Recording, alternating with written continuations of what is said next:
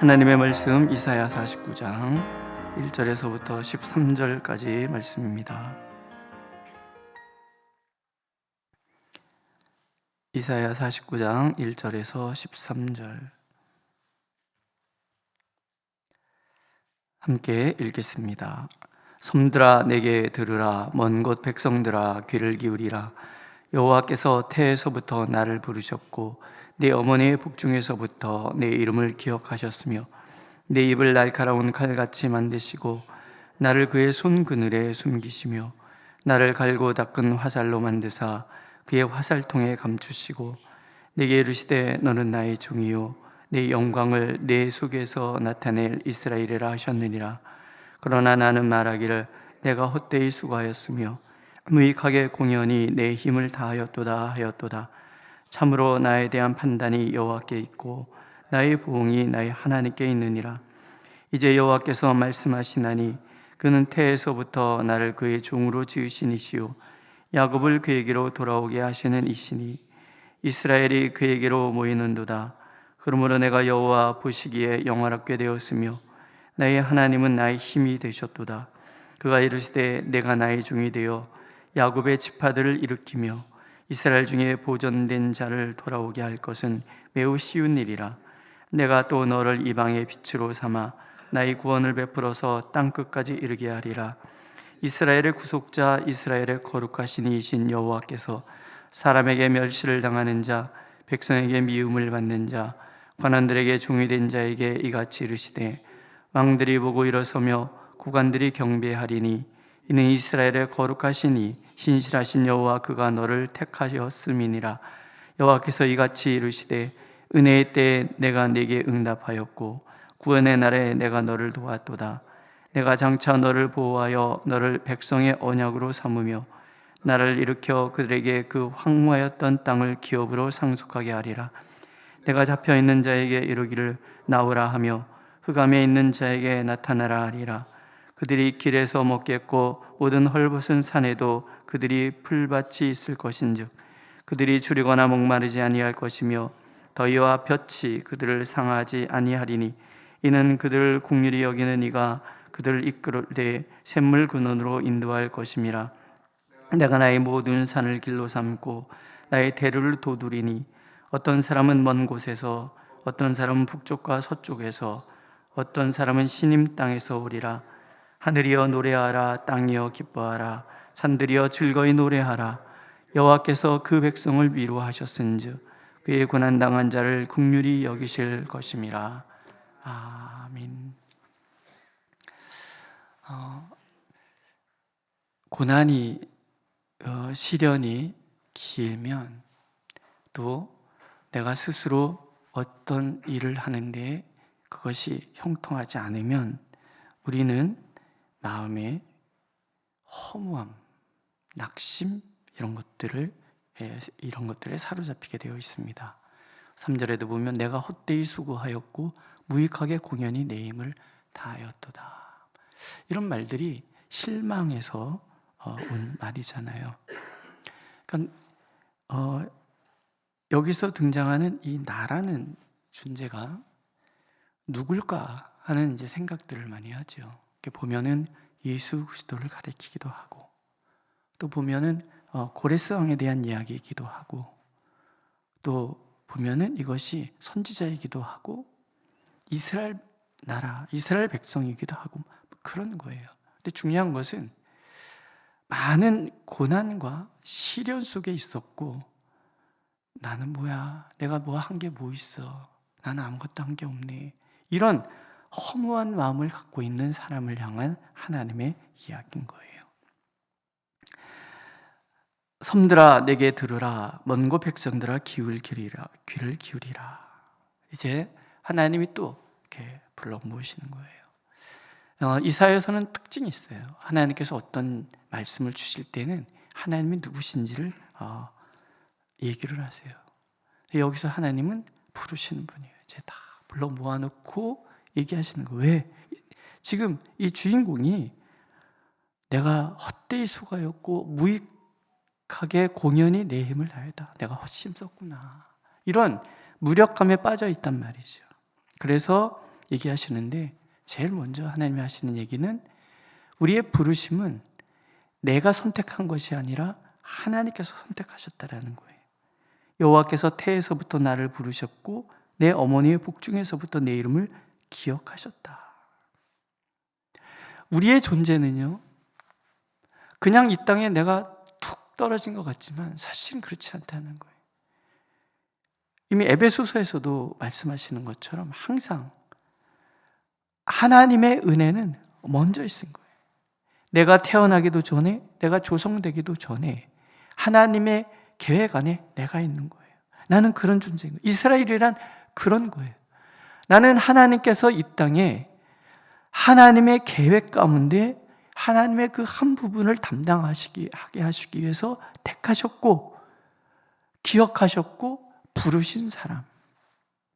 이게 선지자라면 선지자는 이런 확신 속에, 목사는 목사의 이런 확신, 장로님들은 장로로서의 이런 확신, 권사님들도 집사님들 다 마찬가지인 거예요. 내가 여기 존재하는 것 자체가 이미 하나님의 그 크신 계획 가운데 내가 기억하지 못하고 알지도 못하는 그 때에 이미 하나님은 나를 마음에 품고 나에게 계획을 갖고 계시는 거예요. 나를 이 땅에 보내셔서 나를 통해서 이런 일을 하시겠다 계획을 세우시고 이 땅에 보내시고 그 모든 과정에 함께 하시고 능력을 주시는 거예요. 내 입을 날카로운 칼같이 만드시고 나를 그의 손 그늘에 숨기시며 나를 갈고 닦은 화살로 만드사 그의 화살통에 감추시고. 내가 하나님의 무기인 거예요. 하나님은 나를 잘 다듬은 그런 화살같이, 날카로운 칼같이, 벼린 칼같이 그렇게 나를 사용해. 나는 헛되다, 무익하다, 무딘 칼처럼, 아무 쓸모없는 화살처럼 나를 그렇게 나는 생각할지 모르지만 그렇지 않다. 하나님 안에 있는 사람은 하나님이 갈고 닦고 소중하게 생각하셔서 하나님의 때에 하나님이 정확하게 쓰시기 위해서 준비한 하나님의 화살 같은 사람들, 하나님의 손에 찔려진 칼 같은 그런 존재예요. 말 한마디조차도 땅에 떨어지지 않고 다 이루게 하시는 그런 한 존재.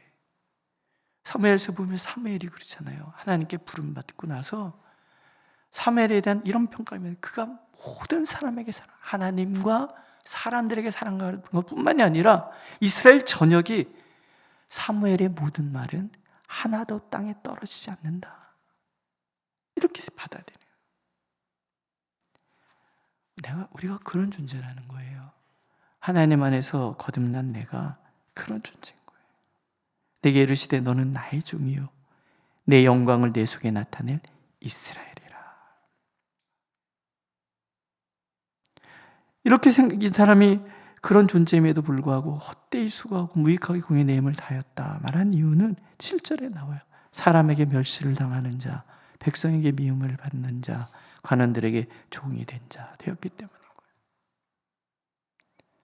고난이 심하니까 사람들에게도 인정받지 못하고, 고레스라는 왕은 왕자 중에 하나였지만 굉장히 고생을 했대요. 주류들한테 핍박을 당해서 고생하고 종같이 그렇게 살고 무시당하고 그랬던 존재라는 거예요.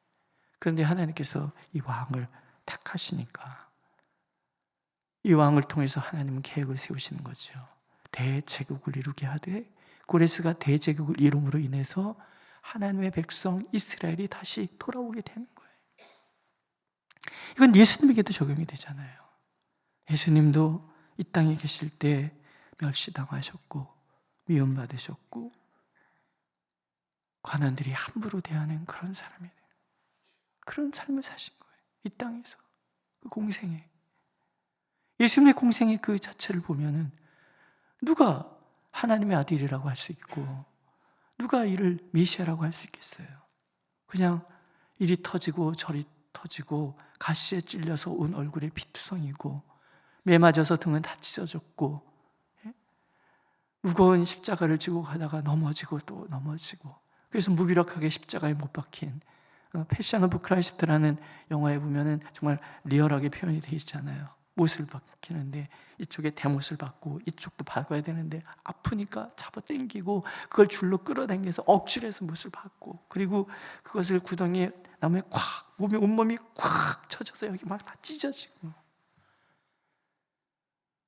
누가 그런 모습을 보고 하나님의 아들이라 말하겠냐는 얘기죠. 그런데 놀라운 반전이잖아요. 그게 부활인 거예요. 예수님 부활하시는 거예요. 모든 백성이 미워하고 모두가 함부로 대해서 대할 수 있다라고 생각했던 그분이 사실은 하나님의 아들이에요. 그렇게 참을 수밖에 없었던 것은 십자가 뒤에 있을 영광, 기쁨을 바라보시는 거예요. 이 십자가를 예수님께 지셔야 우리가 구원을 받고 우리가 하나님의 자녀로서의 자격을 얻고 하나님의 상속자로서 당당하게 세상을 맞서며 살아가게 되는 것을 예수님이 아셨기 때문에 십자가의 그 고난을, 모진 고난을 멸시당하고 조롱받고 그런 걸 감당하신단 말이에요. 내가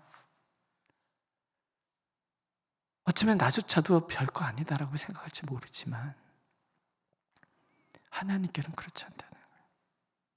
하나님은 내가 독생자의 목숨보다도 소중하고, 예수께서는 내가 예수 그리스도 안에 있으므로 세상과 맞서 싸우는, 당당하게 세상을 정복해가는 하나님의 아들됨의 그 자부심, 확신 속에 살아가기를 원하시는 거예요. 그걸 위해서 당신의 목숨을 내어 주셨으니까. 이걸 선지자가 알아요. 그래서 3절 보면 참으로 나에 대한 판단이 여호와께 있고 나의 봉이 나의 하나님께 있느니라. 나는 4절에 나는 나조차도 무익하다라고 생각했는데 그건 내가 판단할 일이 아니라는 거죠. 하나님이 나를 어떻게 보느냐가 중요한 거예요. 하나님이 나를 보시면서 내가 참으로 이스라엘이다, 내 영광을 세상에 드러낼 이스라엘이다 말씀하시면 나는 그런 거예요. 오늘 내 처지가 어떠냐는 하나도 중요하지 않아요. 오늘 그런 처지와 관계없이 하나님은 나를 예수께서 걸어가신 것처럼, 고리스가 걸어갔던 것처럼 일으키셔서 고관들이 경배하리니 이는 이스라엘의 거룩하신 이 신실하신 여호와 그가 너를 택하셨습니다. 아, 저분은 하나님이 택한 사람이구나. 시편 75편에 보면 높이고 낮추심이 동이나 서에서 말미암지 않고 오직 하나님께로부터 온다, 그런 말씀이 나와요. 나를 높이시는 것이 하나님이시고요, 하나님이 나를 높이시면 누구도 나를 낮출 수 없어요. 또 하나님이 나를 겸손하게 낮추시면 누구도 나를 높일 수 없어요. 그렇다면 오늘 내가 낮아져서 뭔가 멸시받는 것 같은 그런 삶을 살아가고 있다면 이 또한 하나님이 나를 낮추시는 때이고, 인내하고 기다리면 어느 날 하나님이 나를 높여주실 거예요. 또 오늘 내가 뭔가 사람들에게 존귀 여김을 받고 인정받는다 그런다면 그것도 사실은 내 몫이 아니라 하나님 나를 그렇게 만들어 가신단 말이죠. 판단은 하나님이 하시는 거고 보응 또한 하나님께 있는 거죠. 고난은 때로 우리를 되게 무기력하게 만들고요, 내가 가치 없는 사람처럼 느끼도록 그런 자기감에 빠지게 만들기도 해요. 그러나 하나님께서 나와 함께 하신다는 이 분명한 확신에서 하나님 벗어나지 않기를 원하시는 거예요. 너는 이스라엘이다. 지금 네 처지와 상관없이 너는 이스라엘이다. 내 영광을 내 속에 드러낼 이스라엘이다. 그리고 이어지는 하나님이 어떻게 그럼 회복시키시는가? 물론 예루살렘의 회복에 대한 이야기지만 여기에 고레스가 포함이 다 되는 거예요. 하나님께서 우리를 하나님의 때에 맞게 인도해 가시는 거예요. 은혜의 때에 내가 내게 응답하였고 구원의 날에 내가 너를 도왔도다. 내가 장차 너를 보호하여 너를 백성의 언약으로 삼으며 나를 일으켜 그들에게 그 황무하였던 땅을 기업으로 상속하게 하리라. 하나님께서 응답하시는 날이 은혜의 때고요, 하나님께서 구원하시는 날이 구원의 날인 거예요. 그러니까 은혜의 때가 하나님의 때, 구원의 날이기도 한 거죠.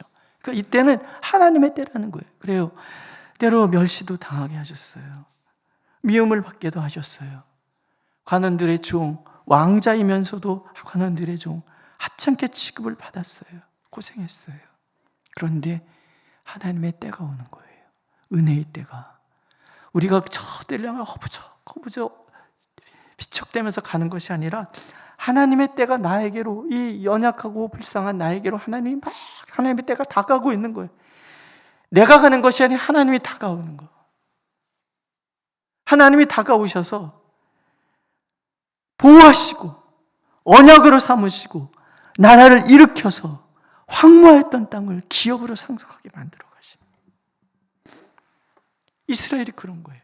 지금 포로로 잡혀 있고 아무 의미가 없는 그런 존재, 나라도 망했고 다 망한 것 같아 보이지만 하나님의 때 하나님께서 응답하시고 구원하여 내셔서 인도하시는 거예요. 세상의 중심에 서도록 만들어 주시는 거예요. 나도 그런 거예요. 우리 교회도 그런 거예요.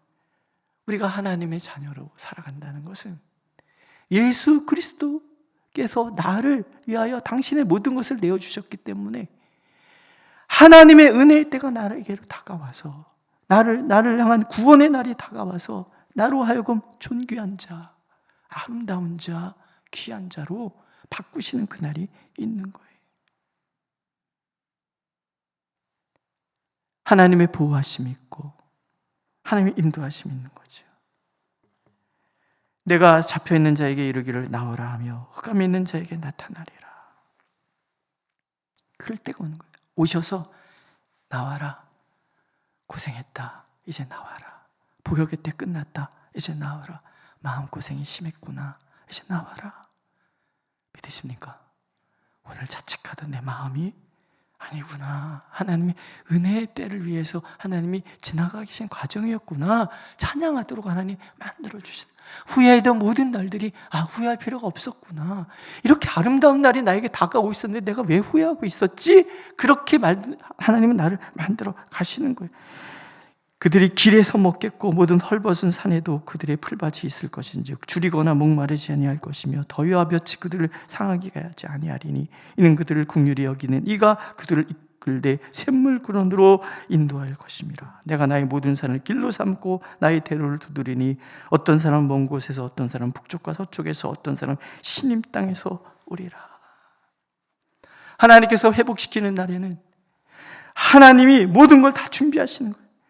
먹여주시고 입혀주시고 헐벗은 산 같아 보이는 거기에 풀밭이 있어서 앉을 자리가 없는 나의 삶이었는데 보니까 하나님께서 나를 앉을 자리를 마련해 주시는 거예요. 발 디딜 데 없던 그런 절망과 절망의 끝자락에 내가 서 있는 거라고, 땅 끝에 서 있다라고 생각하는데 거기에 하나님의 그 광야가 펼쳐져, 하나님의 그 푸른 풀밭이 펼쳐지는, 하나님의 은혜의 때가 쫙 펼쳐지는. 이스라엘만 아니라 오늘 우리에게도, 우리 한 사람 한 사람에게도 하나님 우리를 끄집어내 주실 것이고 나오라고 말씀하실 것이고 그 나온 나를 인도해 주시는 거죠. 그렇게 이스라엘이 돌아오는 거예요. 그리고 예수께서 오시는 것이고 예수 그리스도에서 우리가 그렇게 이 세상에서 정말 쓸모없는 사람같이 살았던 우리가 예수 그리스도 안에서 참으로 존귀하고 아름다운 존재로 바뀌는 거예요. 이게 예수 믿는 삶이라는 거죠. 내가 너무 좋지 않으십니까? 한번 이거 자꾸 시켜서 죄송한데요. 누가 그러니까 너무 목사님 여성스럽다고, 남자답지가 못하다고 자꾸 그런가 하면 남자답지 못하다고 누가 그래서 그러거나 말거나 한번 해보세요. 내가 얼마나 소중한데. 한번 시작. 나는 정말 소중한 거예요. 내가 나 판단해서는 안 돼요. 판단은 하나님만 하시는 거예요. 하나님이 나를 소중하다 그러면 나는 소중한 거예요. 하나님이 나를 끄집어내시겠다 하면 나는 나는 구원받는 거예요. 하나님 내 길을 예비하셨다 그러면 예비되는 거예요. 그게 나라는 거예요. 그러니까 13절에는 하늘이여 노래하라, 땅이여 기뻐하라, 산들이여 즐거이 노래하라. 여호와께서 그의 백성을 위로하셨은즉 그의 고난당한 자를 긍휼히 여기실 것임이라. 이제 우리에게 찬송만 남는 거지. 나의 존재는 하나님 안에 있어요.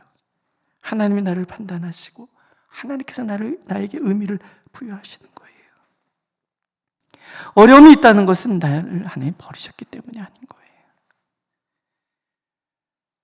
하나님이 나를 다듬어서 그 은혜의 날에 하나님의 영광을 드러내고 우리 입술에 찬송하도록 만들어주시기 위함인 거지요. 이스라엘의 구원은 단순하지는 않아요.